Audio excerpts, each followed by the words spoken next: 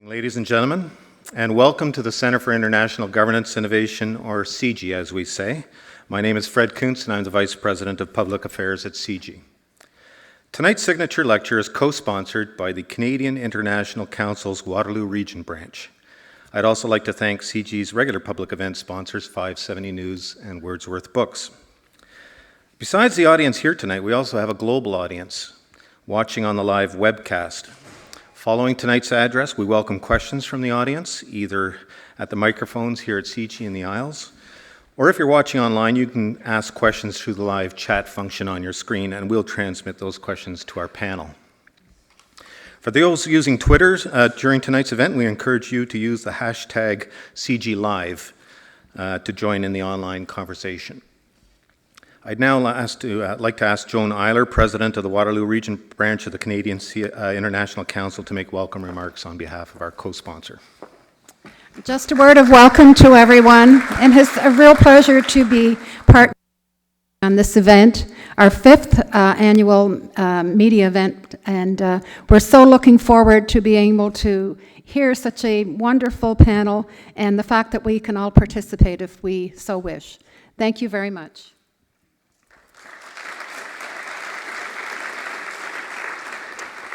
Thank you, Joan. Our topic tonight is bordered biases, national identity in world news coverage. As consumers of news media and as creatures of habit, we all might be unaware of how our own biases, including natural Canadian biases, could be built into the news coverage we receive of world events. As Canadians, we may notice a different tone and perspective in, say, how Fox News covers world affairs with a particular conservative American flavor. Or perhaps that flavor is the intended impact of Fox's owner, Australian Rupert Murdoch. And we can see readily how that perspective differs from, say, a CBC or a CTV report on the same event. Here in Canada, we can also watch the BBC. We see differences there. Those who travel frequently may see English language coverage from Russian networks or Al Jazeera.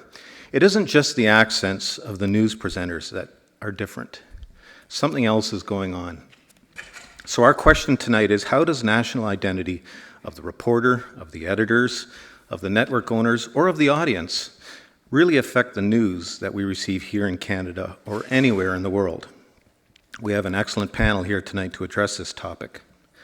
I have the great privilege of introducing our moderator tonight, Mr. Steve Paikin, who's been a previous visitor to CIGI and whom I first met in the journalism business some 20 years ago. Steve will then introduce our esteemed panel, at least one of whom I've also been fortunate enough to work with side by side in the newsroom, Mitch Potter of the Toronto Star. Steve Paikin is anchor and senior editor of The Agenda with Steve Paikin, TV Ontario's flagship current affairs program. Before that, he was co-host of Studio 2, TVO's previous nightly current affairs program, and Diplomatic Immunity, the network's weekly foreign affairs program. An award-winning journalist, Steve was born in Hamilton, so was I, it's a great honor. Has a Bachelor of Arts degree at the University of Toronto, a master's degree in broadcast journalism from Boston University. Earlier in his career, he worked at the CBC in Toronto and covered Queen's Park for a few years. He's hosted coverage of several elections and political leadership conventions, but he also has global experience, having reported, for example, from war zones from Lebanon and Israel in 1985, Bosnia in 1993. He's produced several excellent feature-length documentaries. He's the author of 4 books, 3 of them on politics, including a biography of former Premier John Robarts, and 1 book on Canada's other national and sometimes less violent sport, which is hockey. So please join me in welcoming this evening's moderator, Steve Paikin.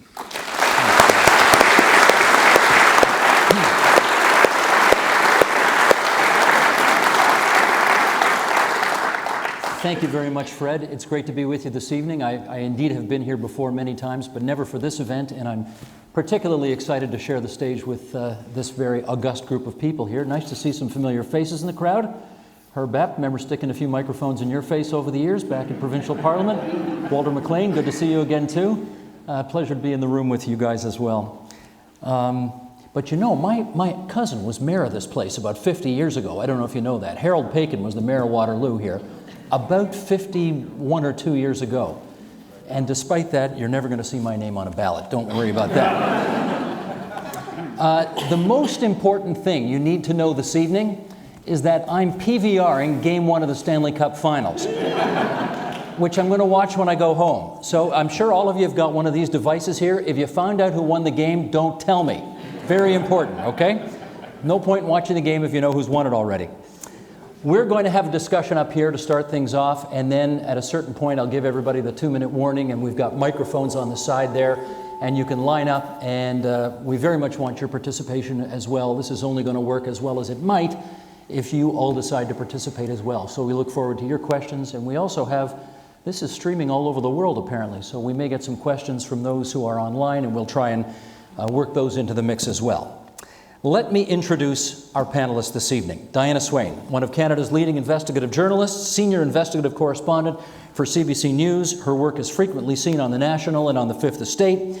She has received 8 Gemini nominations, won the Gemini for Best News Anchor 3 times, which means, Diana, between the two of us, we have 3 Geminis.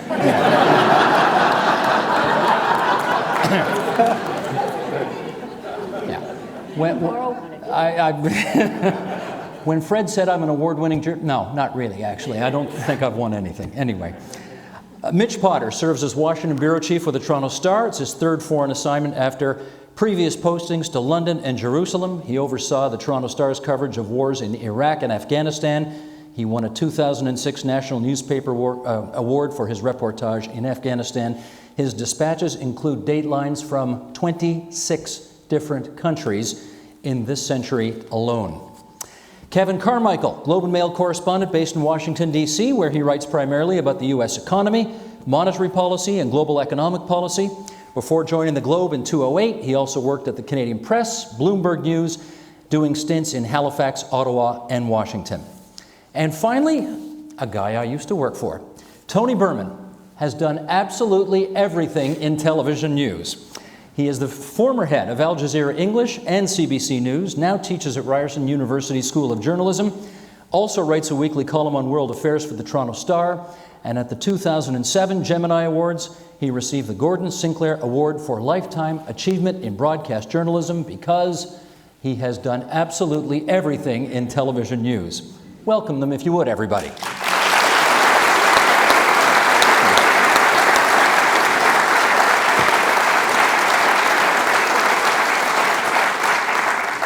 Tony, let me get you to start us off tonight. We're not going to have any opening statements. We're just going to get right into it.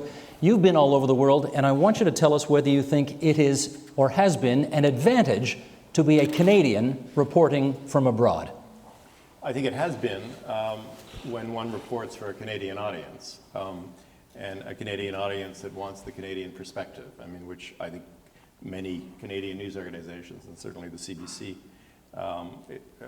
is committed to. I think where I've had you ask me the question 4 years ago, before my experience with Al Jazeera, I would have been kind of unqualified in my enthusiasm for that perspective. But I do think that many of us who live, including here in Canada, want not only the Canadian perspective, but they also want a broader, more diverse perspective. And I think in that sense, there's an argument, whether it's through Al Jazeera, through the BBC, through The Economist, The Guardian. I think there is an argument that to get a comprehensive view of the world, one as crucial as the Canadian perspective is, and Canadian reporters abroad are, I think it's also important to tap into other sources. You say you're a little less bullish about that answer, given your experience with Al Jazeera. What changed? Well, I'm not less enthusiastic about the need for Canadians to report the Canadian perspective. What I am totally sold on is that there are certain news organizations that are blessed through resources or whatever in being able to tap into reporters from particular regions that know the culture, know the language, that are able to give a kind of an insider's perspective, whether it's of Yemen, whether it's of Syria, whether it's of Latin America. I think the perspective that, and I dealt with them in my role with Al Jazeera for a period of 3 or 4 years, and I think many of them provide a kind of a dimension and an inside look at stories that many of us Canadians who either lived abroad for a brief period of time or are kind of parachuted into news events simply can't bring, So I guess if I, as a Canadian here living in Canada, it would be, I think, very difficult and very limiting to me if I solely relied on the Canadian perspective on all issues. And I think now, through the magic of technology, whether it's television or print or obviously the web, I think we can now tap into a variety of perspectives. In other words, I think the nationality does influence, if not determine, the perspective. And I think as such, I think we should probably seek a variety of sources. I'm going to pick up on that later. We'll revisit that. Diana, how about you? An advantage to be a Canadian reporting abroad? I think it can be, and maybe not for the reasons that people expect. I mean, we value our role in the world, and we do a lot of discussing and hand-wringing in Canada about our role in the world. But when we go out there, the reality is we are a small country. We are seen as a small player. Sometimes that can work to our advantage, that we're frankly seen as, in some ways, benign. If you get to a place and you're trying to get access to people, I think if you're an American journalist, and I'm sort of positing this theory now because I haven't worked as an American journalist, I think it can be tougher, that there's a greater intent to want to manipulate what you're seeing, what you're told, because of America's role in the world. Canada is seen as a sidebar in many cases, and I think that that can be our advantage because people are less inclined to want to manipulate what they tell you. They're less frightened by what you might do with the information. I think it allows us sometimes greater access, and I've tried to use that on occasion, to be seen to be maybe less threatening, less influential. More of an honest broker? Yeah, because I think we are still seen that way. I mean, notwithstanding our involvement in places like Afghanistan, which is now, I think, widely somewhat understood in parts of the world, and if not in others. I think we're still seen as being a level-headed player on the global scene, and that as journalists, we can use that to our advantage. Mitch? Well, I can say with certainty that the Americans do crave Canadian identity in certain situations. In the war in Iraq, I was tackled to the ground almost for Canadian pins, Canadian buttons, by U.S. reporters. They all wanted to be Canadians as we went into Baghdad. But, you know, I do think that in some respects it's probably a bigger challenge in a situation like that for a U.S. reporter. We do have a distinct advantage.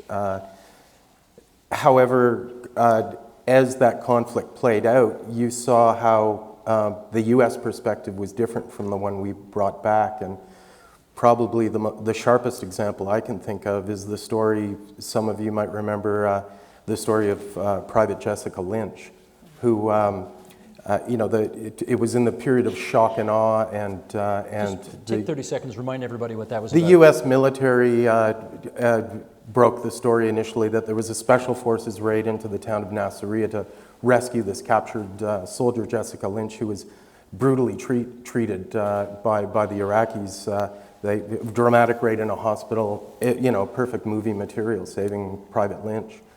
And there was no appetite to follow up on that story once Baghdad fell and more journalists came in. And so I was working, we usually work in groups in hostile environments like that. You partner up in the buddy system for security. And so I talked it over with my partner, who's a British reporter, Inigo Gilmore, and we thought it was worth burning a day or two and spending some gas and going down to Nasiriyah and sniffing around to see what if everything matched up there. And we independently ended up interviewing 9 of the Iraqi hospital staff. The doctors there spoke English at Nasiriyah Hospital. The story was antithetical to how it was first advertised. There was no Iraqi military presence at that hospital. There was no need for a raid, and Jessica Lynch herself got the best available care that they had. And the evidence for that was the fact that this was in sanctions era, the sanctions era, so there was one available titanium shunt to repair a badly broken leg. There were a whole range of Iraqi soldiers badly mangled who needed it. They put it in Jessica Lynch. And ultimately we were able to confirm that she has Saddam's titanium shunt in her leg. And, you know, even after we broke the story, there was very little interest in the U.S. media to pick up on that. So to this day, that trope endures. Jessica Lynch was dramatically rescued by the Americans. Now, that's a story you might not have got had you been an American journalist, so being a Canadian might have helped. Were there repercussions to you for telling that story? Well, actually CNN picked up on it and sent a car to get me out of bed in Baghdad at 5 in the morning to go on with Aaron Brown, who was the predecessor of Anderson Cooper, if you remember. But Aaron got fired right after that, so I don't know how much of a contribution that was, and the Anderson Cooper era dawned on America. There's been some interview. Who knows? So we have you to blame for Anderson Cooper. I doubt it. You're welcome. Okay, Kevin, your turn. I guess I'm going to have to say it's a disadvantage, but that's within my own particular context, which is sort of walking the corridors of power, primarily in Washington, occasionally at various summits around the world. And in this context, it's very much a pecking order, and it sort of echoes what Tony was saying and a bit what Diana was saying also. I mean, Canada doesn't really, in that context, Canada doesn't really count. So when a Canadian economics reporter knocks on the door of the Treasury Department in the US, they don't have any particular reason to speak to me because their message is to the Wall Street Journal, to the New York Times, to the Financial Times, and then beyond that, that's their primary audience, but then beyond that, they care about getting their message out to the corners of the international economy where they want to influence the message. So of course, they want to speak to Chinese journalists, they want to speak to German reporters these days. Canada's just not there. So as a result, I'm sort of left reading the Wall Street Journal and the Financial Times and calling CIGI and trying to figure out what's going on. But I hear a lot of it must help out in the field, out away from places like Washington, to be able to walk into places where you don't carry that American flag, which means so many things in so many different places. I do see how that could be a benefit because you really are a neutral player. But when you're trying to cover the power game and the country to which you're reporting doesn't have a heck of a lot of power, you're sort of on the outside looking in. I wonder if this is a question of timing. I mean, had you had the job you have back in the late 1980s when free trade agreements were being negotiated, maybe you would have been a bigger player, if I can put it that way, at the time? I can only speculate, and maybe Tony or Mitch might have had some more experience around that than I have. My guess is yes. I mean, if you are involved in the cut and thrust, if you're involved in some sort of negotiation in which the U.S. has a significant stake, or the government of the day is involved in international affairs, the current government happens to have chosen not to have such an active role in international affairs, at least on the economic side. The previous government was more involved. So in that case, I would expect that maybe a Canadian journalist would have an avenue into getting access to US officials or officials from other countries or at the International Monetary Fund or wherever. So yes, maybe, but I can't say for certain, but probably. Mitch, do you? Well, we had free trade then, but we have Keystone XL now. Right. And so, the Romney campaign has just come out with a video called Day One. And the first item on that video, that's his agenda for the Romney presidency, should it dawn, and he is sworn in next January, is to approve Keystone XL. So we're in this surreal situation where we're entangled in one of the most important election issues in my working days can I remember that. Does that get your calls returned if you call the Romney campaign? It can. It depends on how you approach them, but it sure triggers interesting reactions when you go out and talk to Americans. I just did a 2,800-mile road trip, zigging and zagging from the Saskatchewan border down the route of Keystone XL to sort of take the pulse and get people's sense of it. And the reactions ran the gamut, but people were perplexed that we don't have refineries on our side of the border. Why would you want to send it down? You could have more jobs in Canada. And others are just incredibly head over heels gung-ho for that pipeline. I would say predominantly they are. But they have a lot of time for Canadian journalists right now. Tony. I think there are two aspects to Canadian journalists covering the world for Canadians. One clearly is to cover the Canadian angle, which only we Canadians care about.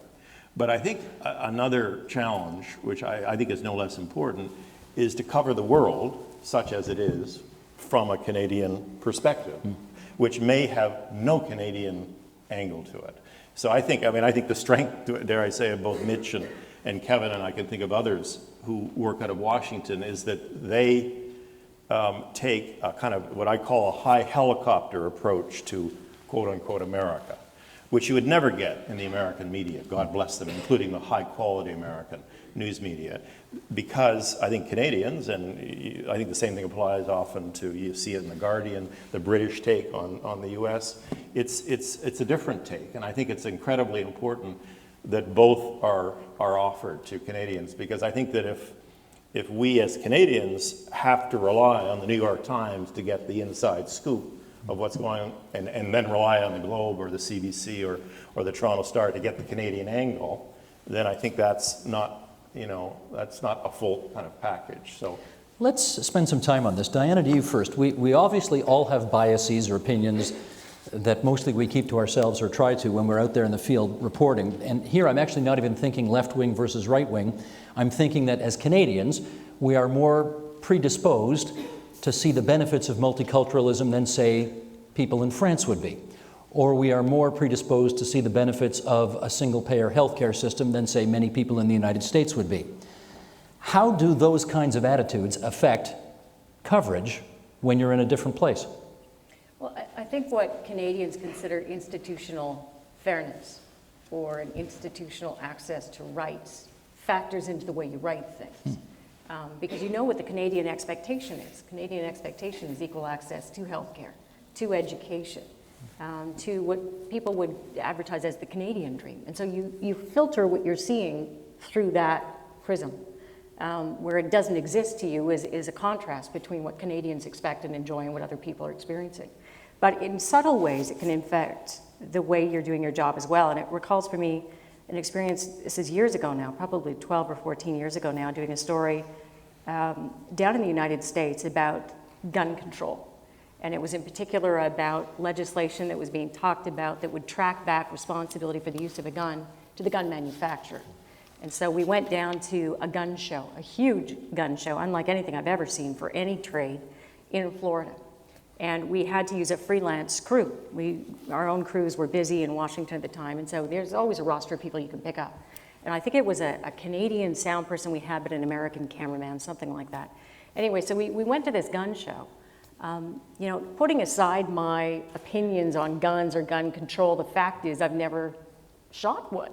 Except once doing a story about military training, and I hurt my shoulder because I forgot that it kicks back, and that's the memory I had. And so there was a scene where they were showing me this tremendous new gun that clearly was just designed to bring down a rhino or an elephant or something, but it was to protect you at home. And I was holding it, and I remember, I felt awkward. I honestly wasn't sure which end was the shooting end of this gun. So I wasn't intentionally trying to look awkward, but I was clearly ticking off the American member of this crew. And I was focused on the fact that, we had a quick scene to do and I'm trying to do my thing. So at the end of the day, it clearly had bothered him all day. And we were at dinner and he just went off on Canadians. And, if Americans hadn't taken up arms, they'd be praising the Queen too. And it went like this. And you realize that, what I thought of was a completely natural Canadian reaction to a setting to him was offensive. In the same conversation, the same dinner, as everybody piped down and quieted down, he talked to the Canadian, again, I can't remember soundman, cameraman, which one they were. This Canadian was helping him get cheaper pharmaceuticals because his son had a chronic illness. And for me, that was everything laid on one plate. So you do see things through your own prism. He was seeing things his way and I was seeing mine my way. And yet we were looking at the exact same circumstances. It wasn't a crisis where we had to choose sides. It was actually a pretty benign event. But it laid on the table that we did see things differently because of where we are from. Tony, when you were running CBC National News, how difficult was it to take Neil MacDonald's sneering references to various things that would have been completely inconsistent with his values out of his copy? I'm being a little provocative for the heck of it. No, I can't wait to hear this. Look, I've spent half my career defending the integrity and quality of Neil MacDonald, and I don't intend to stop now. Okay. But I do think, if I can use, citing Neil MacDonald, I think one of his benefits, to pick up or repeat one of his benefits in Washington is that he does take a very kind of unique take on this kind of country called the U.S., and I think that's helpful to us as viewers or readers in trying to understand, because I think there's a lot of inside baseball of all countries, not only the U.S., but I spent 3 years with my 4 years at Al Jazeera, 3 years in Qatar, but my final year was in Washington, and I was appalled at how the quality of both the media and the political discourse really has sunk I felt like Rip Van Winkle kind of returning. I was only gone for 3 years. And I think that really does, to those of us in Canada, i.e. neighbors of our American cousins, I think it's really important for us to get a take on what's going on in that society that you can't always get from even the best quality American reporters. I mean, to jump on that point, I would say, I'm a terrific fan of Neil's and have been for a very long time.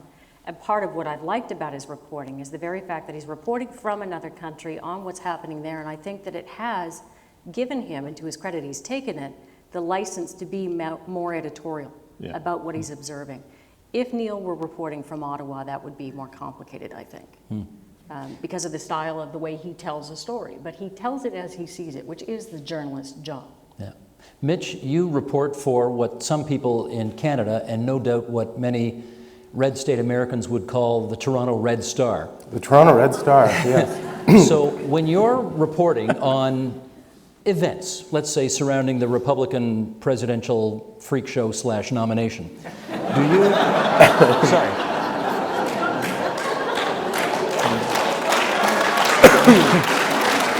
Is that my outside? Was that really my outside voice that said that? Do you have difficulty keeping what may be, certainly your publishers or your editors or your own, disgust for what you're seeing out of the copy? Well, after weeks and weeks of it, I had colleagues who were emailing me saying, you need cleansing, you need some kind of purge thyself. In theory, there's a Chinese wall. There's the editorial writers, and then there are those of us in the field who are trying to mop it up. But invariably, I'm sure it all seeps into our pores and out of our pores, and my perspective is my perspective. I try and get it right and be fair, but, part of this, I'll refer again to this Keystone XL road trip. At one point in southern Nebraska, I prearranged a meeting with a landowner that I knew was pretty in favor of this pipeline, but he showed up in his pickup truck at the prearranged time and in his patch of land with a loaded 357 Magnum on the seat beside him, and he had a bunch of printouts, and he thrust them through the window in my face and said, "Here, this is the truth." And it was stories by Chuck Norris for the WorldNetDaily.com. And so I was pretty taken aback, and I could see that revolver, and I said, well, this really must be the truth. Thank you very much. Very, very grateful for this. Do you have any more truth? But I guess, when Canada is nothing if not 30 million experts on the United States. We all know that. And I was one of them. And then you go there and you find out, wait a minute, this is actually more complicated than I thought. It's more nuanced. I have close friends that I worked with in the Middle East. We depended on each other our lives, and they've now finished their posting there. One of them lives in Boston and works for public radio there, and he takes it upon himself to apologize for his countrymen. I'm sorry you had to go to that Republican freak show, I guess what I try and do is hold it up and say, explain it to me like I'm from Mars. Tell me why you feel the way you do. And the guy with the 357 Magnum looked at me and he said, you are from Mars. Kevin, what do you do in these circumstances? I have to say I'm, to a degree, isolated from a lot of this because business audience, I'm picking this out of the context of the hyper-polarization that has occurred in Washington. You know, the business audience wants to know what's likely to happen. Fortunately, or unfortunately, that's left me with a lot of time to come up with other ideas in Washington because nothing is going to happen. So I've spent more time just writing about economic theory and Greece and lots of other things. But I think what Canadians need to bear in mind is that it's tempting to look at these people in the Republican primary as insane, and a fair case could be made that they are, but they take themselves very seriously, and there are people behind these candidates who are very serious about the views that not just Romney obviously, but the whole field are putting forward. And so I think you have to avoid dismissing them just because you think it's nuts and nothing that comes from your background or context or anything you've ever heard in any of your days working in Ottawa or anywhere else, and accept that for whatever reason, and that might be the more important thing that we have to do as Canadian journalists down there, is trying to understand why people think this way. And that's a difficult thing to do, and it requires getting out of Washington, which I don't get to do as much as I would like, so I won't stray too far down that path. But I think we do have to resist the urge to think that, you know, the US has turned into some kind of crazy freak show. I mean, you know, these people, you know, the guy that thrust this stuff in Mitch's face, I mean, it would have been nice if he'd, you know, read the Star and the Globe and BBC and Al Jazeera and watched some stuff that Diana does and had a bigger sweep of what's going on in the world. But he put some serious effort into educating himself, or at least he thinks he's educated himself on a subject. So I think you have to give that kind of person some credit, and you have to give the kind of political politicians that rise up around these ideas credit, if maybe you have to resist giving them the benefit of the doubt, but you know, you have to treat them seriously. Tony, I want you to help us just kickstart a little discussion now about when you are out in the field, who are you thinking of as your audience that you're reporting to back home? And I'm thinking now, when you're running CBC National News, this is such a huge, diverse country. Yeah.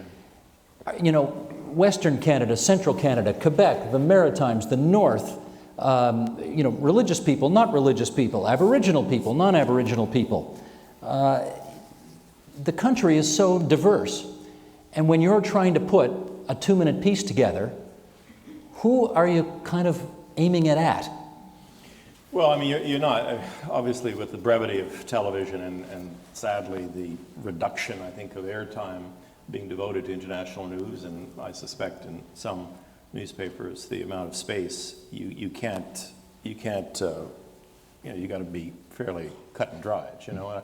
I don't, when I worked abroad with the CBC, I mean, as a field producer with Brian Stewart over many years, I mean, we clearly had a Canadian audience in a general sense, but I think if anything, my recollection of the challenge was, and to pick up on Mitch's point, was to understand the story we are covering in a way that's understandable and accessible to Canadians who would be inclined to, in our case, watch our coverage. I mean, I think as time went on, and I'm even more of this view, I feel that there's not enough time in a lifetime to convince 35 million Canadians that what's happening in the world is relevant to them. I actually think that belief, but if 30 million Canadians choose not to, then God bless them. What I have to do as a Canadian journalist, and what I expect of the Globe, of the Star, of the CBC, is give me a kind of a quality of coverage that I, the reader, the viewer, the listener, who is inclined to be interested generally in that subject, but not necessarily have the kind of background that our field journalists would have. They want to understand it, you know. And I think in that sense, you're really not picking off niche audiences. I think where the diversity of Canada kicks in, it would be your story choice. You know, I think there has been over the years a broadening of the kinds of international stories that would interest a Canadian audience, And that, I think, is a respect for the diversity of the Canadian audience, you know? In other words, you don't cover, in the UK, you don't simply cover UK politics. In the UK, whether it's the evolution of Scotland, whether it's their struggle with multiculturalism, whether it's the problems of their National Health Service, you know, all of these issues, which are far more than simply the standard, you know, what's happening to the Prime Minister and what's going on in Westminster in the UK. And I think that as the years went by, and I speak both as somebody who was the bureau chief of London and certainly kind of supervised it afterwards, we broadened our agenda. And I think probably the reason we did that was a greater awareness in the diversity of the audience that we are in fact serving. You know, how well we did, I think, depends on the day. Yeah. You know, Diana, but we tried. you're serving a national audience as well, coast to coast to coast. Do you know who it is you're serving and whether it's an audience or a multitude of audiences? I mean, in some moments, to be frank, I have, you know, two people in the audience in mind at the same time. Who are they? One would be my boss. The other would be my mom. and not for reasons you might expect, but my mother is an immigrant who made her life here, has lived here now most of her life, has an interest in Germany, because that's where she came from, has a world view, but has to be talked into being interested in a story that takes an international view. And so I realize my task in talking to her and many others like her is to tell her why this matters, why this one. This one's in the newscast tonight for a reason. And you literally think of your mom when you I do, script. because she's a hard sell. But I'm also thinking about my boss or bosses who, you know, like Tony, are well-traveled, have reported around the world, who have that frame of thinking already. I don't have to convince them why this is an important story. I have to make sure that the story is not so simplified in the attempt to tell people why it's important, that it's meaningless to people who already have a framework to understand the story. So it's about trying to get the blend. You're trying to speak to a wide audience. And sometimes it's incredibly difficult in a 40-second VO about what happened today in Syria to manage the expectations of an informed audience and an audience that still isn't quite sure what's going on there. And so I do find that that's in my mind a lot of the time about trying to manage those two things. But beyond that, I mean, Canada is a remarkably multicultural world. And so many of the people that you're talking to do have an international frame of thinking.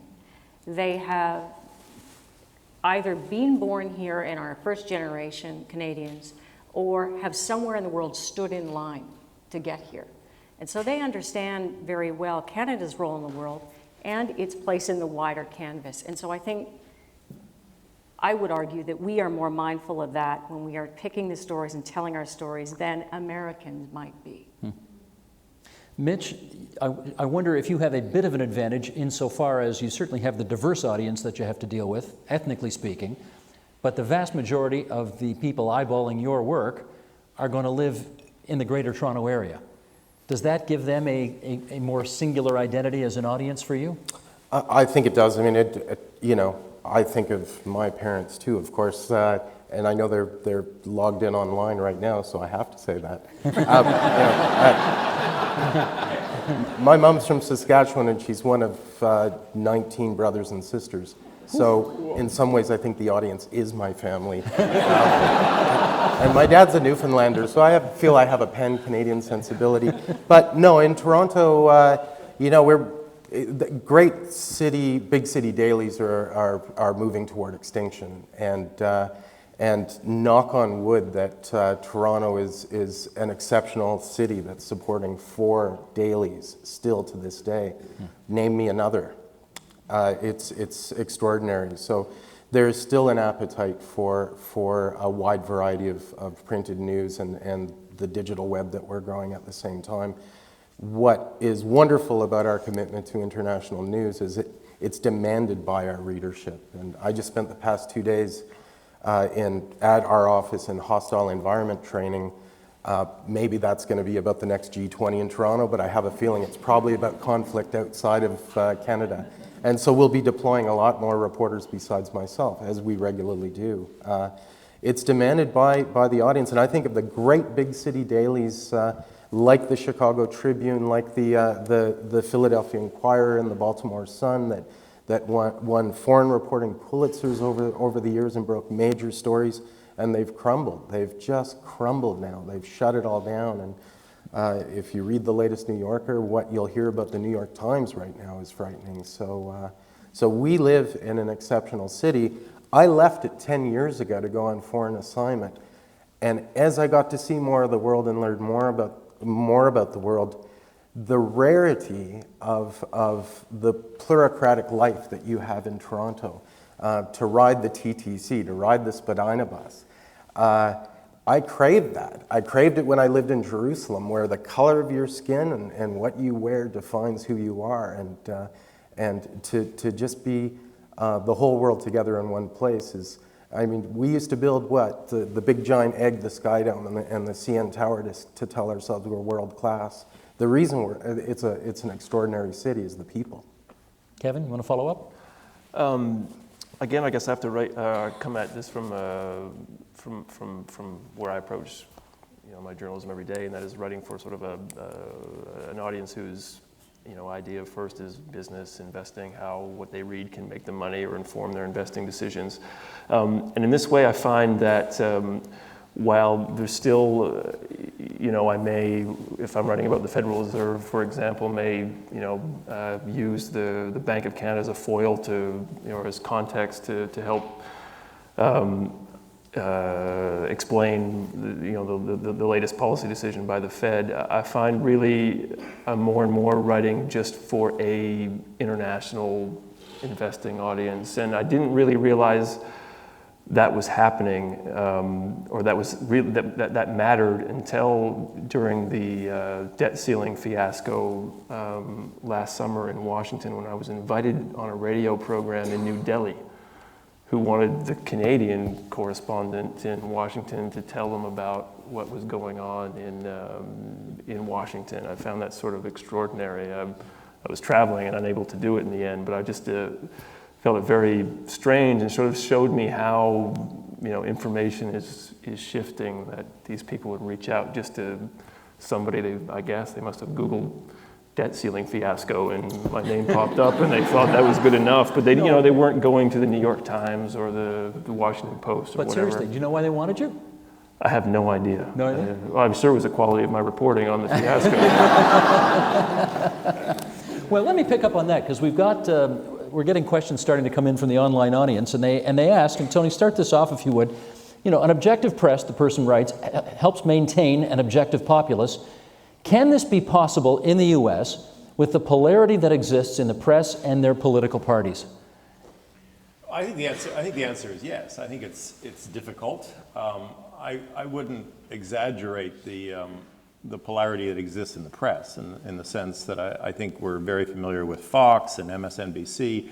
The reality is that Fox, at any given moment, even its peak, for example, Bill O'Reilly, would have an audience of no more than 2 million people in a country of 300 million people. We in the press focus on Fox, but there still, I think, is a whole tradition of high quality print in particular. I don't have much regard for the TV coverage, but I guess the one thing, on the U.S. issue, and I totally agree with the consensus that this has been a freak show up to this point in the U.S., but things go in waves, and the pendulum will swing back.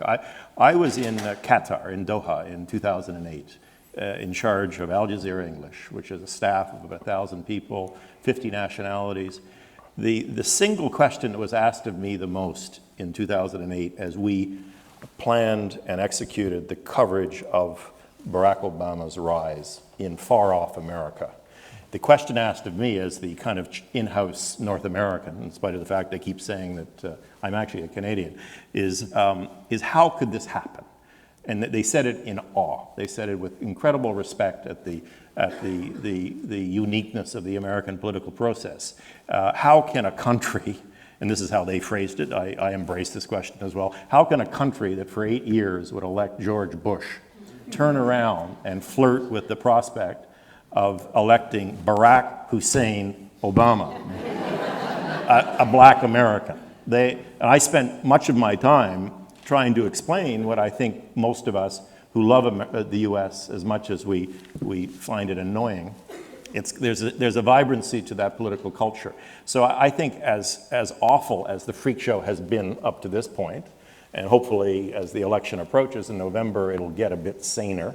But I have a feeling that if we can fast forward 2 or 3 or 5 years from now, that the U.S., the pendulum will swing back to a political and a media culture that is a bit more tolerant of diversity than it appears to be right now. I would jump in go on ahead. just to say briefly that I think that while it may be polarized or more polarized than it is here, at least people are engaged. Yeah.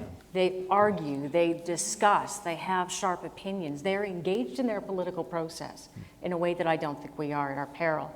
And I think maybe it's because we are all trying to be too fair, too polite. I don't want to throw objectivity under the bus. But I think that sometimes you swing too far in the pendulum and you lose something in between. Our politics are more polarized now, though, aren't they, than in many, many years? Doesn't it seem to be? Yeah, but I think, you've moved degree from here to here. And we're talking about a contrast that's somewhere over here. For the U.S. Mitch? Unless you're talking about the Toronto Red Star versus the Mayor Ford, then maybe it won't. That seems more American, I think. That was actually going to be my next question. Well, why do you hate the mayor so much? I haven't lived here in 10 years, so I have no idea. I think the issue is, and I think there's a lot more criticism in the U.S. now of the coverage, not so much on polarity as it is on triviality. And I find it really fascinating that in the last 2 weeks, the dominant scandals have been the fact that Romney was a bully in high school and what variety of marijuana Obama smoked in Hawaii 40-odd years ago. And it has nothing to do with the issues at hand and the multiple crises that the country is trying to navigate its way through. In fairness, I think the Obama dope story was a one-day story, and even though the Washington Post Maybe gave so, front-page coverage to the bullying, it disappeared after a few days. It was the triviality du jour, though, and there's a lot of that in the sort of 24/7 digital echo chamber. And I can only reference, I do remember being a cub reporter, and there would be sort of a senior figure in the newsroom who would look at these sort of candy cane stories and say, we got to have that in the paper, but not on page 1. That'll go on page 7, and it'll be the little bit of candy people can have, and they'll get there and they'll read it. And that person no longer exists, and I think it's been replaced by all of us clicking away. And when we see the candy, we click through on it, and it becomes the most viewed item on every single website out there. And you can't go back into the news meeting the next morning and say, we shouldn't have a follow-up on that candy when it drove traffic at a multiple of 10 of all the other stories that you covered that had meat. And I think that's a sad evolution. There's so many other things I love about digital media, and it's a thrill for me as the guy who used to be working on tomorrow's news yesterday sort of thing, to actually be competing in real time with my electronic peers and have comments on stories as they happen. But I think it's very sad that, maybe another analogy is that, you used to consume your news at a newsstand at Leichmann's in Toronto where people would notice if you went to and filled your arm with the tabloids, with the National Enquirer, and walked to the cash register. And nobody sees you do that when you click through. So we get this sort of water cannon of Tiger Woods style scandal stories like never before. Kevin? I think it's more of a resources issue in the U.S. than an objectivity issue necessarily. I think even Fox would attempt to suggest that it's objective. You do see from time to time the other perspective on the air, but the problem really is that, and this is what Mitch was talking about earlier, is that so many newspapers, which were sort of the core of objective portrayal or an attempt to sort of give a broader view of what's going on, so many of these newspapers have just been decimated. Some of them barely exist, some of them don't exist at all. The reporters that are left are just struggling to stay afloat every day, keep up with what's going on Twitter, on Facebook, in sort of the 24-hour cable universe, which is sort of driven by headlines and ephemera that, they don't really care what happens tomorrow. They just want to, win the day or win even the minute or the whatever. And so in that context, it sort of amplifies the story of the moment, because you're under pressure. If you're sitting in a newsroom, whether it's in Baltimore or Philadelphia or where have you, and cable and Twitter and everybody's talking about what kind of weed Obama smoked, you're thinking, my God, I have to do that too. And so it just amplifies the stuff that doesn't matter, and there just aren't enough people left to write about the stuff that does, and to make the case to the editors who ultimately have to decide what they're going to do to say, well, this is more important than, Romney bullying somebody back in high school. Gotcha. You just can't do it. There's nobody there to make that case, because they don't have the time to, actually put together a good story.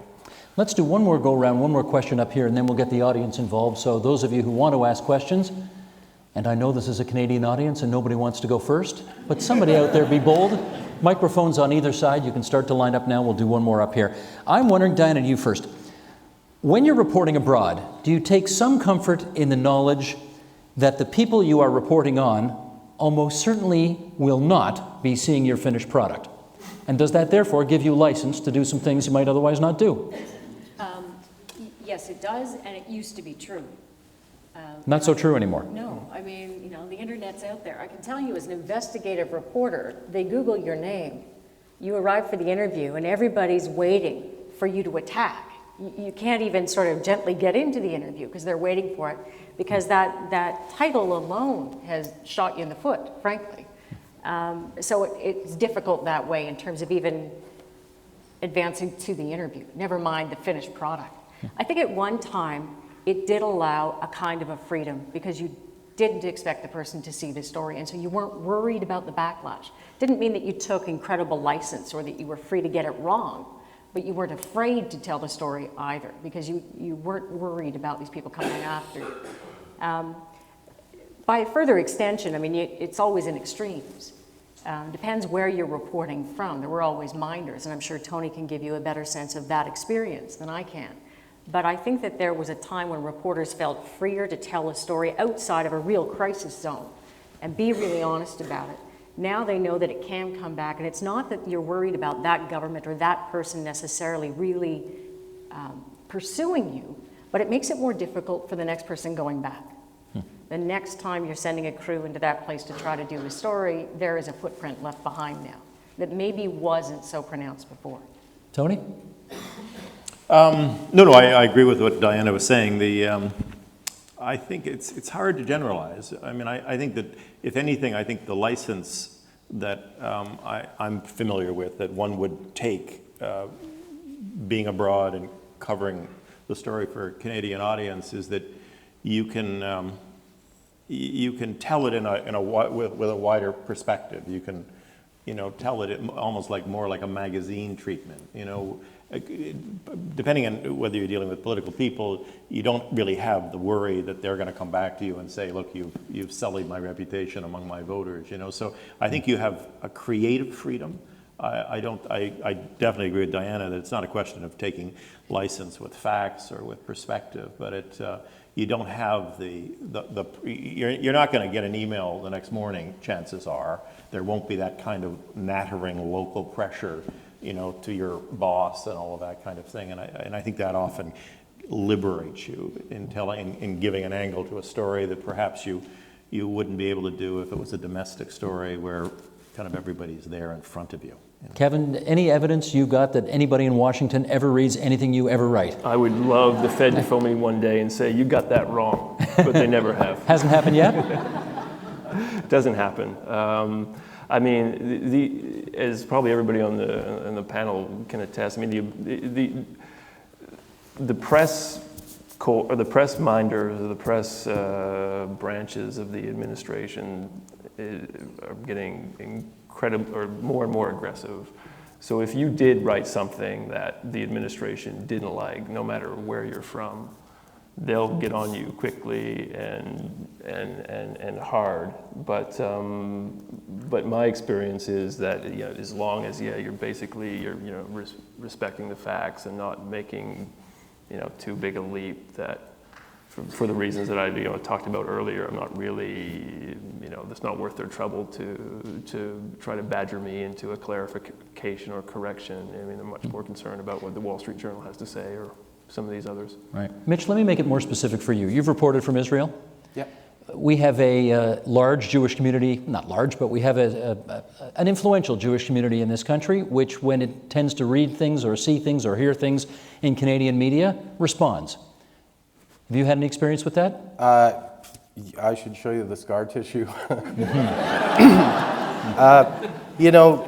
Bless my editors, they said, we got your back, just be fair, tell us what you see. And so I think I was in the minority of reporters who cover that conflict, who have a completely free hand to tell what they see. I know reporters, I'm not going to name names because it'll get them in trouble, but I know reporters from major American news organizations who basically would offer others stories that they weren't allowed to get in the paper. And they weren't allowed to because? Well, in one instance, it was too sympathetic to the Palestinian side of the story. Look, I was mindful, I got hate from all sides, and very little love, let me tell you. And I'm glad it wasn't, I left in 2008, and I pity the people that work there now, because the water cannon is even more intense, I think, just because of the way digital communication technology has even evolved in those years. But it amassed, it was so closely watched. So you wouldn't have heard anything necessarily from an Israeli audience when you were over there, but you'd sure hear from because this question comes from online, you'd hear about it from the diaspora audiences. I'd hear about it from the diaspora audiences, and eventually advocacy groups like honestreporting.ca came up and took turns picking on the Canadian journalist who got it wrong in their view, but only if they got it wrong from an Israeli perspective. It wasn't, kind of an even brokered, if you cross either line, we have to call you out. But I was also mindful of the fact that I think there are an awful lot of anti-Semites cheering on the Palestinian cause. And so, in your soul, you have to ask yourself, what's the right way to go here? I mean, I'm trying to tell the story, but am I feeding monsters out there? And the message for my editors, I think, was correct. It's, we got your back, ignore all this stuff. You're not going to do yourself any favors dwelling upon it. Just be a journalist, and be a good one. Great. Okay, ladies and gentlemen, it's over to you right now. If you like, tell us who you are. If you have anybody in particular you want to direct the question to, let's do that too. Is that somebody over there? If you would, get it started, please. Thank you. My name is Samuel Moshni. Whoops, microphone on, please. Go ahead. My name is Samuel Moshni, undergraduate student at the University of Guelph. Hi, Samuel. I'm a little bit worried about the new paywalls that are being proposed by the large news outlets like the Globe and Mail and Post Media, where after you view a certain number of articles every month, you're going to be required to pay an online subscription. And I'm wondering if the topic today was bordered biases, if the panelists see that creating online subscription fees will result in those with fewer resources having access to less resources and less points of view, and if this will result in polarization or if this will result in unequal access to opportunity among different groups in society. Hold the phone. Kevin, your paper's playing around with this. Do you want to go first here? Sure, but I'm sure Mitch's paper must be playing around with it too. But I haven't told us yet. Paywalls. I'm going to have to say that I understand the reservations very much, but I think that the end result will be better journalism, because if the current trend continues, there's just not going to be any reporting resources left in too many news organizations. I'm not going to say news reporting is not going to go away, but strong newspaper reporting will be severely diminished, and the newspapers left standing will be like the Wall Street Journal, the Financial Times, a few of these publications that can kind of lean on a built-in business audience. But as far as more mainstream general newspapers, they need to find a way to bring the revenue back. So I don't know if readers instead went out and started buying GMs again, or all these people who used to advertise with newspapers, and when they were on the lot told them, well, I saw that ad in the Globe and Mail, so that's why I'm here. I mean, that might avoid a paywall, but that's not happening for whatever reason. So I think paywalls are, I guess papers like the Globe have to try and see if that brings. I think we recognize that the risk is that yes, we'll lose some readership, but that readership isn't generating any money for the Globe and Mail to underwrite the sort of journalism that it wants to do. So without that revenue, I mean, we can't do much of anything but be the Huffington Post. Mitch, is the Star going to do this too? I don't know. I mean, I remember as a little kid, we had rabbit ears on our black and white television, and so TV was free. Not like in the UK where you pay your annual fee. He absorbed it.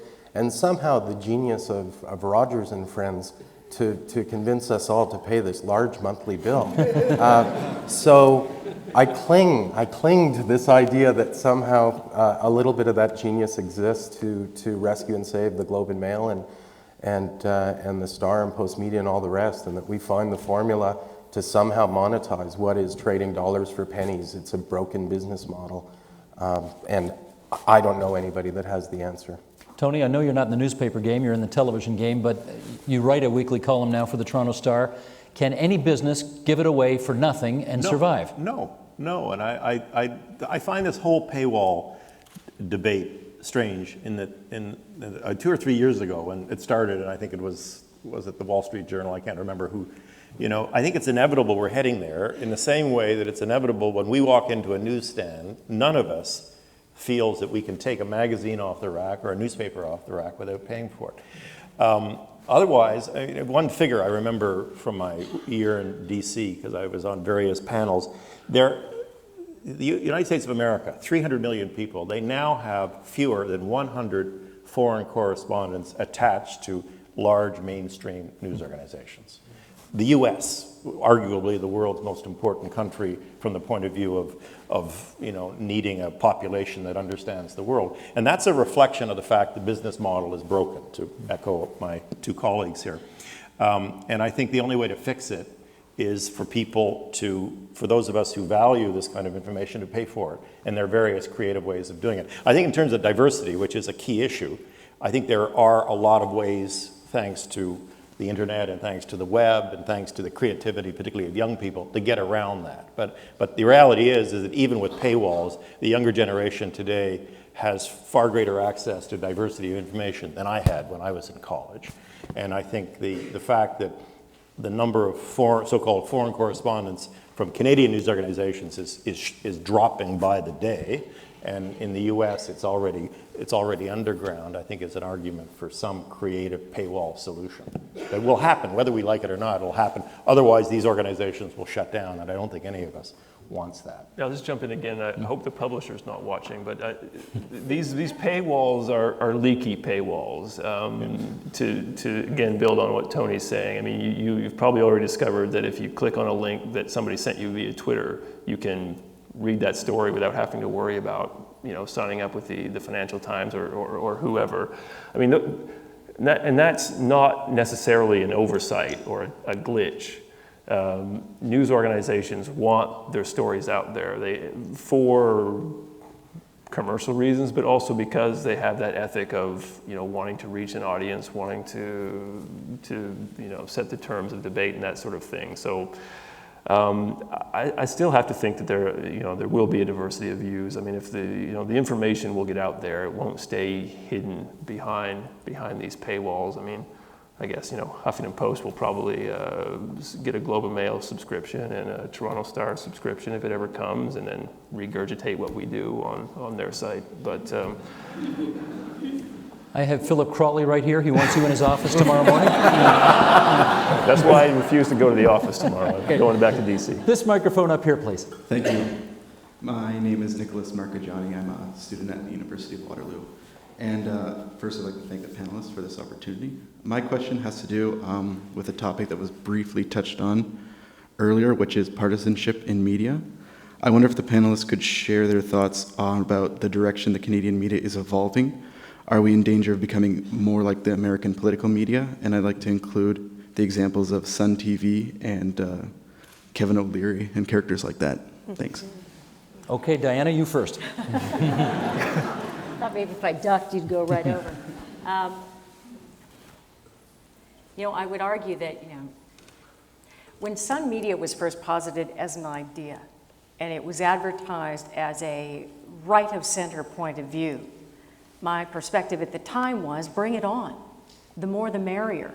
I have an appetite for every point of view, and I would rather hear it articulated by someone who really holds that point of view, believes strongly in it, for whatever reasons has landed there. That's the person I want to hear from, and I'll decide what I think after amalgamating all those points of view. So I had no problem with that.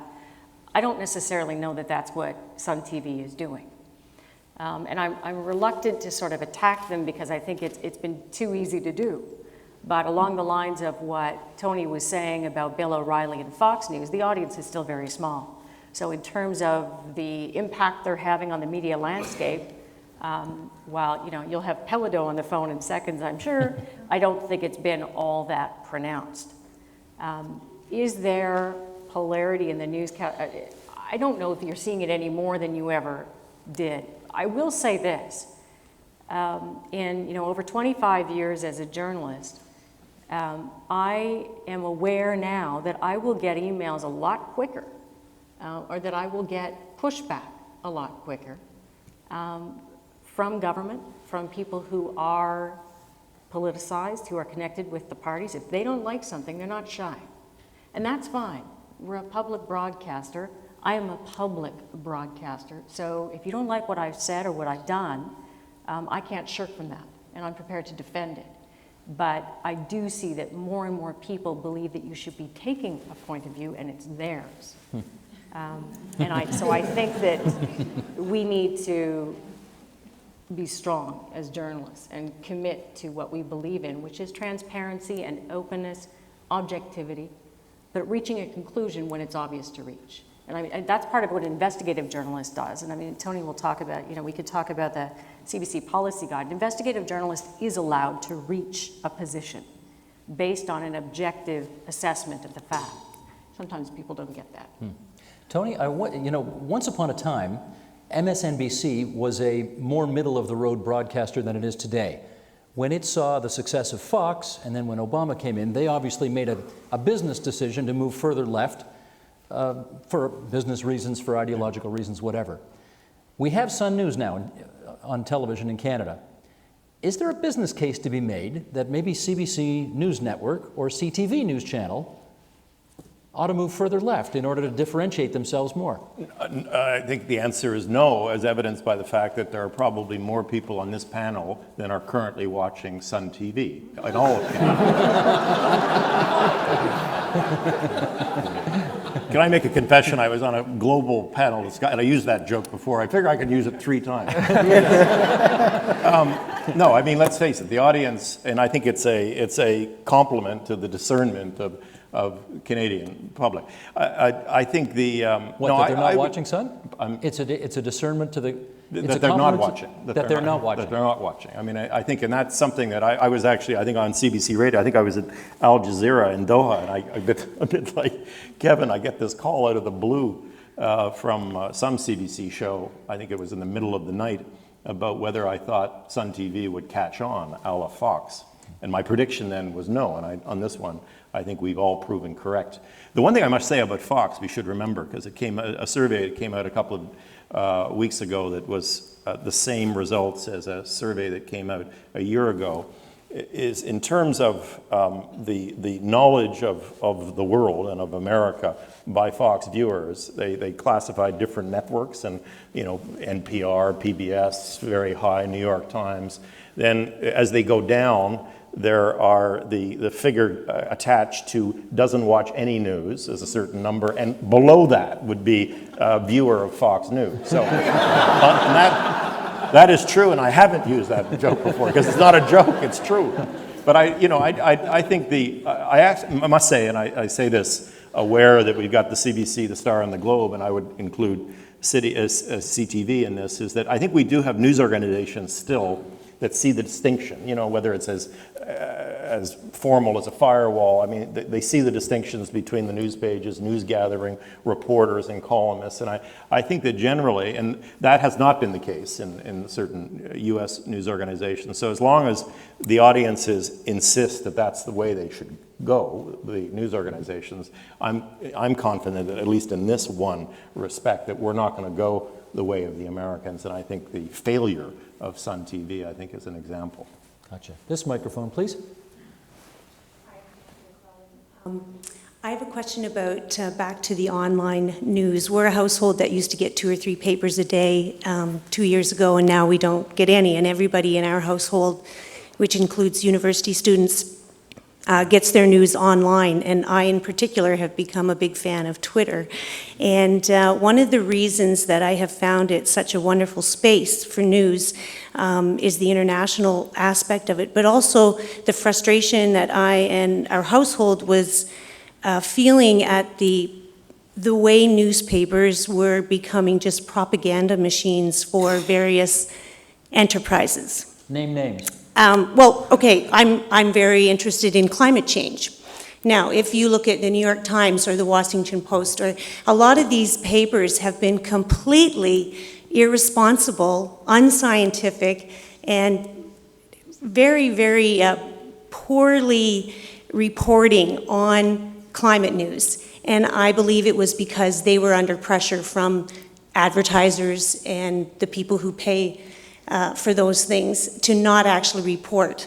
So I find the Twitterverse absolutely a fantastic environment for international news and what I would call real news and not propaganda. I know there's propaganda there, but if you have a mind, it's not too difficult to separate the wheat from the chaff. I'd like your response to that. Mitch, can you speak to I think the underlying premise here, which is that if there's enough subscriber pressure, we all know about the separation of church and state in the newspaper business. Mm-hmm. But if there's enough advertiser pressure, publishers put heat on editors, editors put heat on reporters, reporters write different stories. Yes or no? Well, not in my experience, but I guess if we were guilty of that being the Red Star, we would be guilty of making her much happier by writing about climate change in a more in a way that would better suit her. The beauty of Twitter, and I'm trying my best to adapt and adjust to Twitter. I'm thrilled at what it is as a resource and a source, an alternate source for breaking news. I mean, I'm sorry it didn't exist when I was in the Middle East, because I'm just blown away at what I'm learning about Syria from people I've actually met and seen in Syria. In real time. It used to be a place of complete blackout, and it would be today if not for that fantastic tool. But I saw a tweet saying that the Assad family had flown out on an aircraft 10 days ago, and they didn't. Funny, I didn't read that in your paper, though. Yeah. So I'm pretty suspicious of Twitter content. It has to be verified for it to become real, and often it is, and that's fantastic. Kevin, there are more and more people today who do not believe that your newspaper or any other newspaper still believes in this separation of church and state. You want to tell us whether it's true or not? I think it still exists. I'm going to have to, I'll I guess, respond directly to the climate change issue. That's a tough one for a newsroom, especially a shrunken newsroom. If newsrooms were as big as they were a decade ago, I would expect the New York Times and many other news organizations would probably assign 2 or 3 reporters to follow that issue in an in-depth way on an ongoing basis. That luxury doesn't exist anymore. So editors and publishers are forced to allocate what limited resources they have to what they know the bulk of their audience is going to care about. And unfortunately, the bulk of the audience doesn't care about climate change, probably because, unfortunately, the world is warming up very slowly, and it's tough to show that in a dynamic way on a day-to-day basis. So you have to so you end up putting your resources on the stuff that's in everybody's face every day, whether it's, in the US right now, it has been the Republican primary, it now will become the election.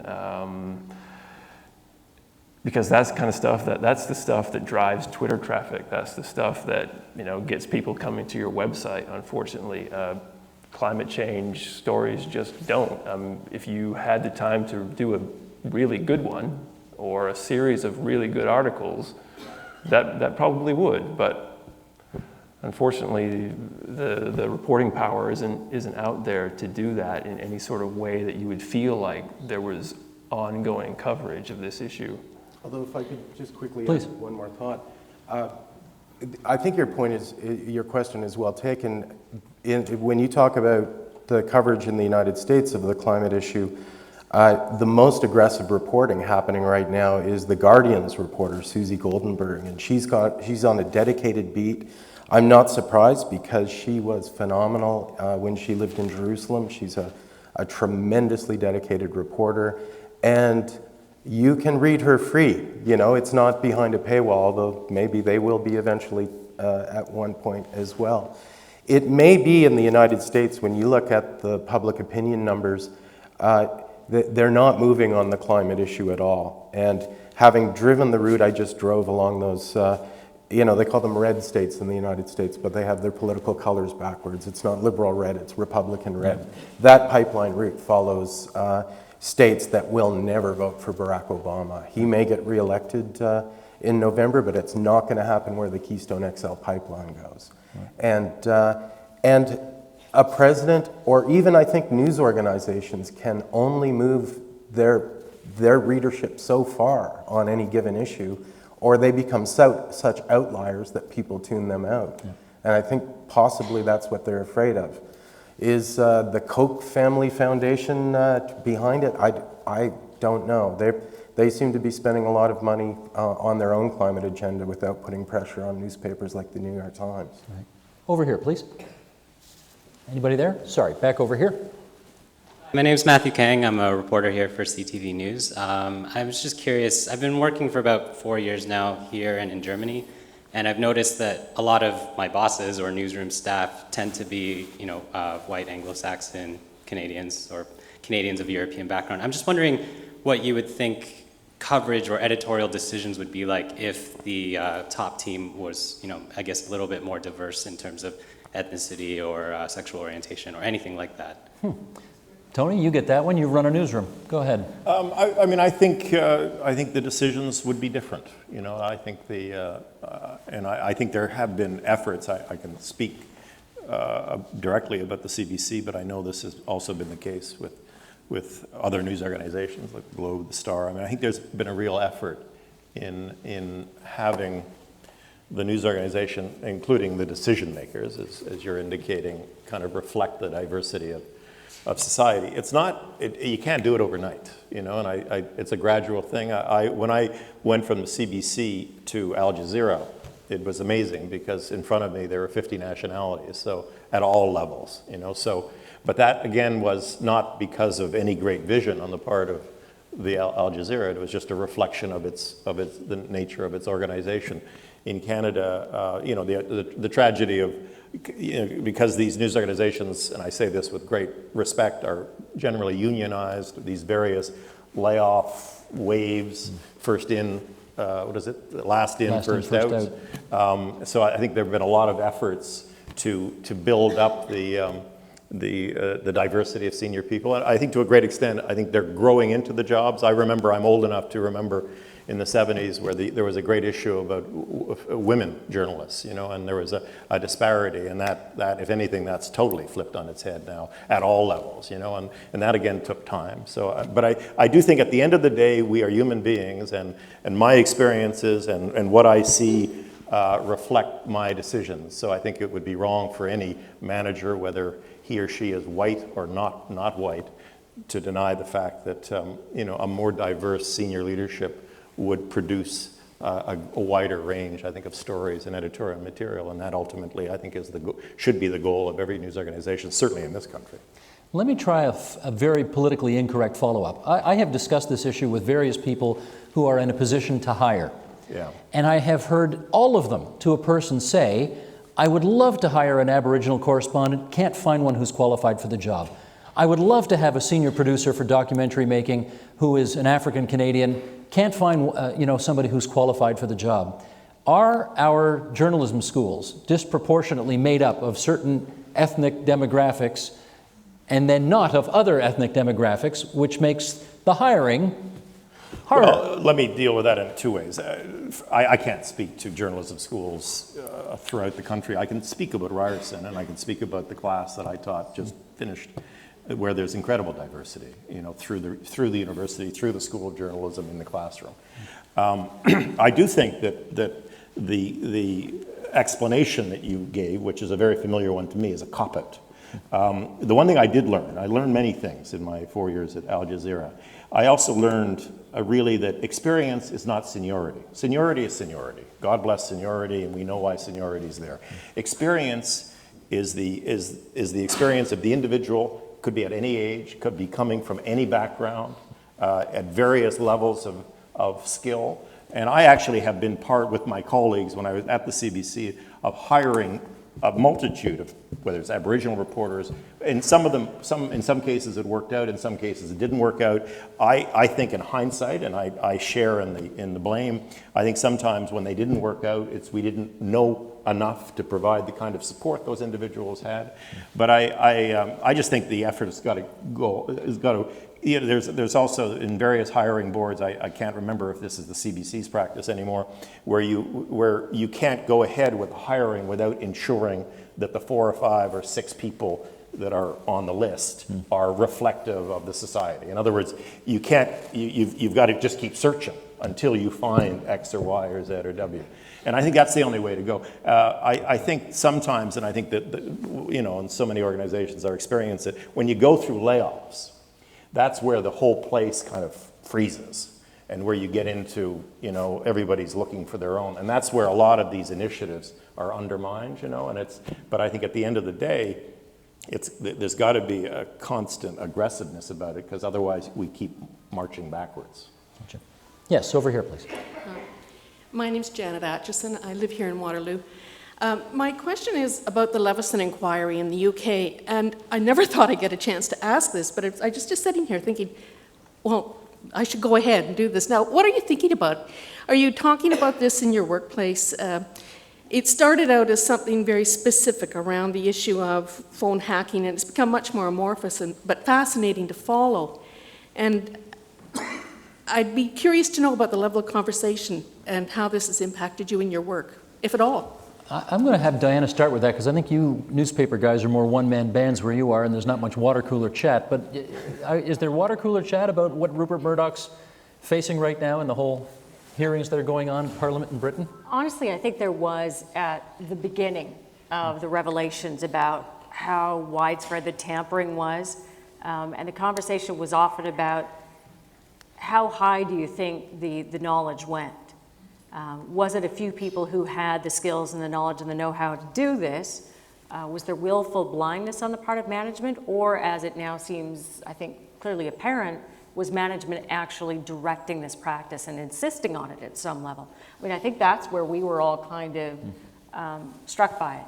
I feel like I can say with a measure of authority, it just doesn't happen here. I've never even heard of an inkling of it, a rumor of it, a suspicion or suggestion, not even the kind of competitive evil that some takes where someone would say, well, I think they do it the other place. I've not heard of it at all. I simply don't think it does happen. I don't think there'd be a tolerance for it.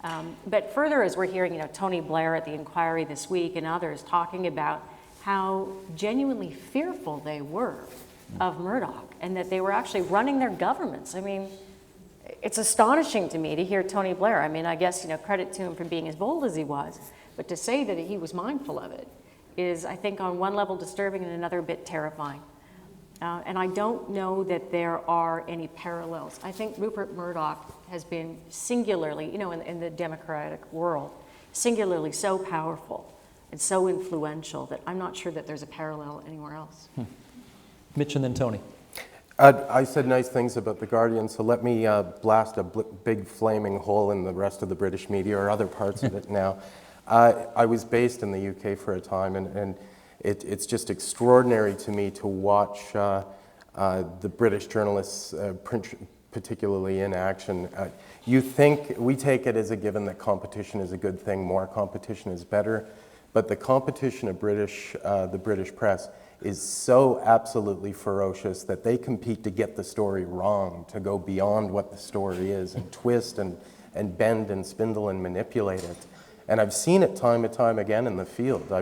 I've been sharing rooms in places like Afghanistan with long-suffering writers for the Sunday papers, because the Sunday papers are the ones that have to go further. They have to go beyond what the weekday guys got. And they have editors on the end of the line saying to them, well, don't you think he really meant to say this? And they're changing the quotes and putting pressure on these writers to, can't we just kind of turn the dial up to this? And they kind of think of the headline first and work backwards from there. How much can we dial this up? So it's fascinating to us, but it's a craft thing, right? We're just, there's a Facebook group called Toronto Has-Beens and Never-Do-Wells that's a nexus point for those who've been downsized or retired and those of us still active in the field. And it's a constant conversation. The latest tick on whether Pierce Morgan was involved in this or not is fascinating to all of us. He was, yeah. Of course, yeah. Tony, this looks not just unprofessional. Some of this looks downright evil, what they've been up to over there. Yeah, it is evil. It's criminal. It's criminal, and I agree with Diana that there's no, and I can speak to my experience fairly long here, there's never been any suggestion. But there actually have been a couple of panel discussions here in Toronto involving journalists on the issue, so I think it's a great question. I think generally the debate that I recall is between those who argue that it could never happen here and those who argue that what is so bloody pure and perfect of Canadian journalists. I tend to fall in the latter camp, although I don't think any of us are going to flirt with criminal wrongdoing. But I think at the heart of what's going on in Britain is a reflection of just the desperation and the competitive desperation of the industry. And I think journalists are as flawed as any other species on earth. And if they're put under the guns by their budget people, that they've got to kind of go that extra kilometer, then they'll do it, and that's why there needs to be safeguards. That's why there'll be a whole series of safeguards that will be put into place in Britain, and I think the debate here in Canada is, should we flirt with some of them preemptively on the assumption that what happens in the UK will eventually happen in the US and, God forbid, happen here. So I don't think we're ever going to slip down criminality, because that was clearly against the law. But I do think the cutting of corners, the playing with angles, the doing things that will somehow boost circulation or audiences and your own career, brackets, I think is something that we're as vulnerable to as these idiots in London. Microphone over here, please. Stand by, Daniel. Can we get this mic on over here, please? Hello, I'm Daniel, and I'm an undergraduate student. And I wanted to ask, at today's panel, it was discussed the ideas of your audience and the Canadian perspective and who your readers are. And I just wanted to ask, what would objectivity mean to you? If you have all these different pressures, how do you remain objective? And what does objectivity mean for you, and how do you achieve it? The eternal question. Go ahead, Kevin, start that out. We know you believe in stuff. How do you keep it out of your copy? I guess objectivity means to me, I try to push past, let me come at this question this way. I try to assess the agendas behind the information from whatever the source may be, push past all that, try to think about and understand the essential policy issue, since that's what I write about the most, the sort of the policy that is at play, and make as close to a fair and reasonable assessment about whether this particular policy has a chance of working, its merits, its flaws, that sort of thing. And because we really have entered this supreme era of spin, I essentially try to shove aside anything that's coming, say, from the Romney campaign or Ron Paul, I suppose, more in my case, since I write about monetary policy a lot, or anybody's particular perspective, and try to understand the best I can from sort of neutral sources about what's at play. And I guess I probably, come at reporting far differently than I was taught to, and that was, quote this side, quote that side, maybe quote somebody else. I find that I quote fewer people these days than I might have 10 years ago. How come? For the reasons I just sort of alluded to, in that I do think that we've entered this new era of media manipulation, so I don't really trust anything that I'm being told by an opposition party or the government. And your editors are fine with that? They don't mind you quoting fewer people? I'm sitting here, so. Still are. My editors are fine with that, because I think everybody recognizes that if there was a day where you could take what the government was putting in front of you at face value, that day is probably no longer here.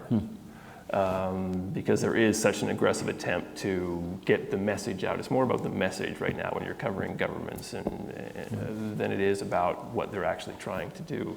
Diana, somewhere along the way, we were always taught, when I started out doing this 30 years ago, they always said objectivity, objectivity. And then somewhere along the way, I think the rule book changed and it said, we really don't know if objectivity is possible, let's just go for fair. Is that where it's at today? I think it's a mix of both. I mean, my own perspective on it is that I think that all of my fiercely held beliefs are flawed. I just take that position. So talk me into the other position. Challenge my assumptions. Teach me something I don't know. And so I usually go into a story with the assumption that I could hear something I didn't see coming. It could even change my mind. And so my views aren't so closely, passionately, unshakably held that I can't find a way to exercise them out of the story that I'm doing. You're open. I'm open to it. I mean, because I think the most fascinating thing about journalism is the fact that you meet people and hear them say things that you just didn't expect. And it happens all the time. It happens every day. It's the best part about the job.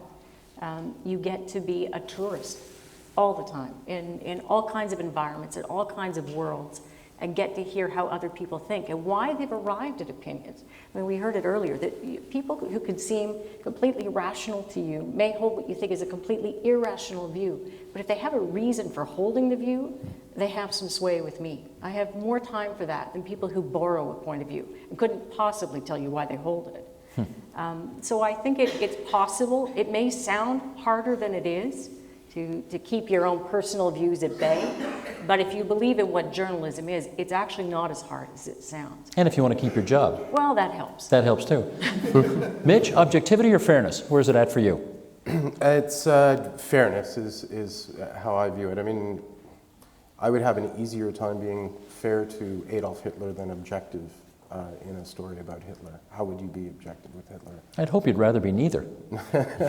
Well, fairness might involve zero quotes or... But you're tasked to be. I mean, you're tasked to talk to people that sometimes you don't want to be in the same room with. I recently spent an hour and a half interviewing a pedophile. Is that how I wanted to spend my morning? Not really. Can I ask you a question? Resist asking certain questions, but I did need to hear what he had to say, and I did try to understand it. When you walked into that interview and you introduced yourself, did you shake his hand? That's a good question. I don't think so. Because to be honest, and I'm saying, because I think that would have been weird, and you are very aware of yourself in the moment, but you're also very aware of how tense that moment is, because that interview, he didn't see me coming. It was 6 o'clock in the morning. And I surprised him. I introduced myself, said I wanted to talk with him. And we talked, as I say, for the better part of an hour and a half. But it was, you know, it was a pretty strange interaction for an hour and a half. I was done by 8 in the morning, and I actually remember going back to my hotel and thinking everyone else I knew, my children, my children's friends, their parents, had the regular morning. They got up, maybe they went for a run, they made somebody's school lunch. I had spent an hour and a half with a pedophile. I mean, that's the nature of the job. You know, it's very different, but it's endlessly interesting. One word that's rising, I think, on the ascendance in newsrooms now is the idea of synthesis, to synthesize, because time is short for everybody and information is longer than ever. And so, you know, if you're going to get anything either fair or objective, you have to take it all in. Nobody has the time to do that, but you actually have to absorb and understand every side of it, regardless of where your own views lie. Tony, how do you be fair or objective if, for example, you're interviewing, you know, let's say a Nazi war criminal or something like that? How do you do that? Well, I mean, you do it in the same way that Diana approached the pedophile. Your first focus should be on your audience, you know, and what is it about this interview that, you know, you want to present to your audience. I mean, I do think that many of us who have been journalists for a while, not quite like doctors, but we are able to kind of park our emotions and our points of view. I bet you if you could do a forensic check of a lot of journalists that we probably have fewer intensely held opinions than a lot of other people because we're very aware of the gray in between the black and the white, you know. So I think, you know, a Nazi war criminal, you know, it's what's the point of the interview and what do I want out of the interview that would ultimately serve the audience? And I would almost, you know, I would find, you know, the actual encounter between me as a human being and him as a human being is almost impersonal to a point of not even kind of recognizing it. You know? Let me ask you the same question. Would you shake the hand of somebody you knew was pure evil? No, I wouldn't. You wouldn't? I wouldn't. You would make a conscious decision not to do that before going in? Yeah, I guess, and I have had, you know, far less experience, certainly recently, in that, but I think generally my approach has always been that particularly when I'm in a potentially combative relationship about to happen, that any of these courtesies are artificial and perhaps confusing. And I generally am so reclusive and hermit-like that I don't shake anybody's hand. No, I'm kidding. Let's see. I'm keeping an eye on the clock for everybody here, so let's get one more question in and then we'll call it a night. Hi, my name is E, and I'm a recent grad from Waterloo, and I run a small software business here. My question is essentially revolves around this idea of international reporting bias and the kind of radical transparency new media forces like Twitter or Facebook or WikiLeaks would represent in terms of how you cover and what it means for you to cover. In particular, I'd like to ask Tony how that influences the general tone of a report or how your report compares to other things or what you choose to cover and what you don't choose to cover. Because especially in developing countries, some of the revelations from sources like WikiLeaks have been particularly revealing, even for people who you would expect would suspect or know better. But and in some cases, that's changed the landscape in terms of what you tell us and how we view the news. So how has that changed how you report or where you report from? I guess, I think the more transparency in everything, the better. Like, in other words, I think as a journalist, to me, WikiLeaks, the insights that one picked up by reading what essentially were the cables from US diplomats back home. I read many, for example, that came from Qatar, from Doha. And some of them involved me because I was the head of Al Jazeera English. Few involved me, I say, thankfully.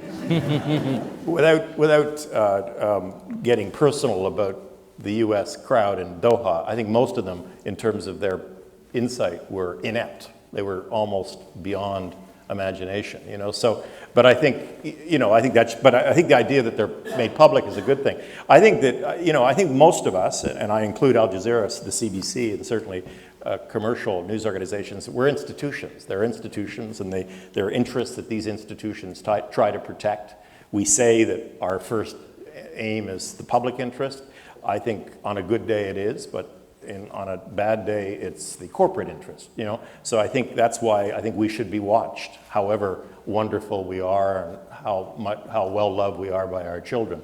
And I think the kind of transparency that you're talking about, I think it's almost like punching open the windows, you know, and the more you do it, the more sunlight enters the room. It's confusing. It's not as simple as the days when you had 2 newspapers and 2 networks and you had 2 columnists that you read. It's a very kind of chaotic world right now, but I think we're better off now in 2012 than we were 20 years ago, 30 years ago. Whether it'll settle down into a pattern that will be a bit more orderly, I'm not certain, you know, because of just the technologies. But I think the extent to which the transparency and the WikiLeaks and all of these things that are now being made public, to the extent that they kind of put you know, remind the institutions and the journalists who work for them that they are being watched by people whose primary interest is the public interest, I think ultimately at the end of the day is a good thing.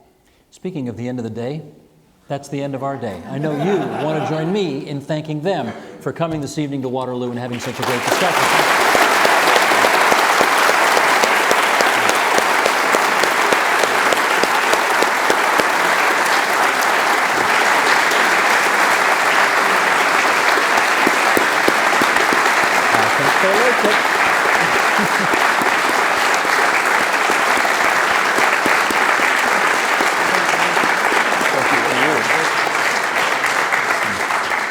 Thank you very much. Just 2 things I'm up here to do. First of all, I'm here to thank our panel, Steve, Kevin, Mitch, Tony, and Diana, for an excellent discussion tonight. As a longtime denizen of newsrooms, I can't think of a better way to spend a night than 2 hours of shop talk. But for all of us, I'm a news consumer too, and for all of us who are news consumers, I think we come away from this evening with a greater understanding of how journalism works in a global context. And insights into how being a Canadian can either help or hinder a reporter on the job. That assumptions we think of as a Canadian perspective may inform the interviews or the story choices, but shouldn't stand in the way of great craft skills and good journalism. And that in this shrinking world, a well-informed newsreader would do well to dip into quality news coverage from sources all around the world. And you know, if it's worth $50 a month for you to get cable television, then surely by golly, it's worth $15 a month to support your local newspaper. Now, I just revealed my bias, but I think that's an important takeaway. And it's also important to remember that all of our panelists who have high-pressure careers under a lot of pressure on the job come here all the way to Waterloo from all places on the continent, in fact, for our edification tonight, for nothing more than a very good salmon dinner. So thank you very much for your time.